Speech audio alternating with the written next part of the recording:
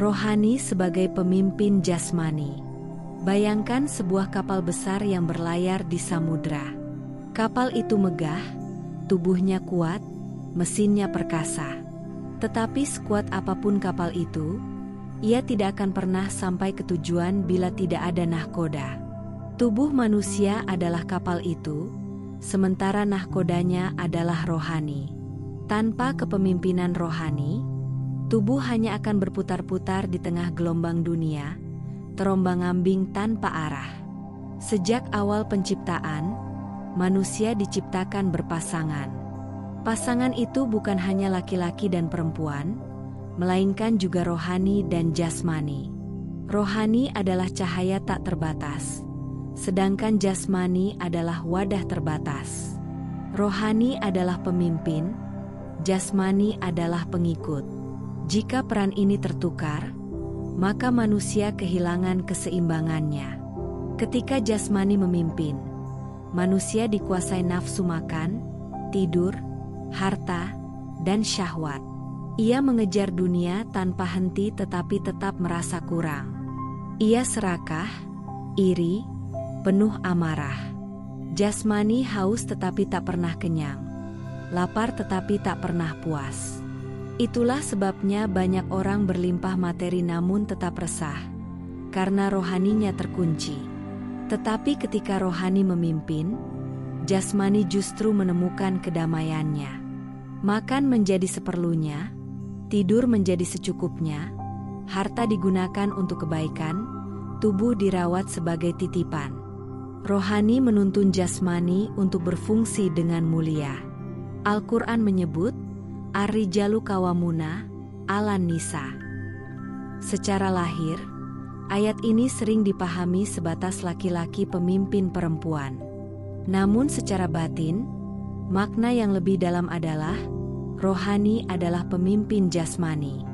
Ar-rijal melambangkan rohani, An-nisa melambangkan jasmani. Maka siapapun, laki-laki atau perempuan secara fisik, bisa menjadi pemimpin sejati, asalkan rohaninya memimpin jasmaninya. Itulah kepemimpinan yang sejati, ketika kesadaran yang suci mengendalikan tubuh yang fana. Rohani yang memimpin tidak pernah menindas jasmani. Ia memperlakukannya penuh kasih, karena tubuh adalah sahabat perjalanan.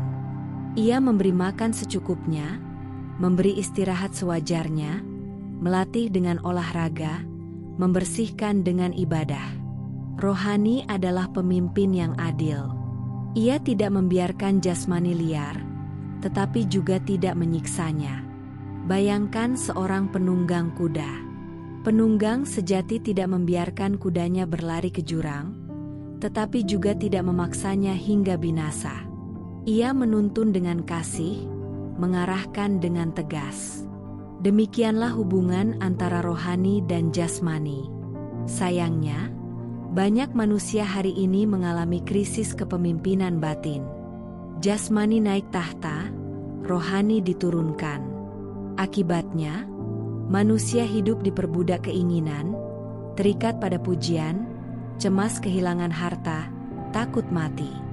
Dunia modern bahkan memperkuat ilusi ini dengan iklan, hiburan, dan budaya konsumsi yang memuja tubuh lebih daripada jiwa. Tetapi rohani tidak pernah padam. Ia hanya menunggu saatnya kembali memimpin. Suaranya lembut, bisikannya hening. Saat kita berani diam, kita bisa mendengarnya kembali. Ada tanda-tanda yang jelas ketika rohani kembali memimpin. Pertama, pikiran menjadi jernih, tidak mudah keruh oleh iri atau amarah. Kedua, hati menjadi tenang, tidak terguncang oleh kehilangan atau hinaan. Ketiga, tubuh menjadi seimbang, tidak dimanja berlebihan, tidak juga disiksa. Keempat, perilaku menjadi adil, karena rohani selalu memandang dari cahaya kasih.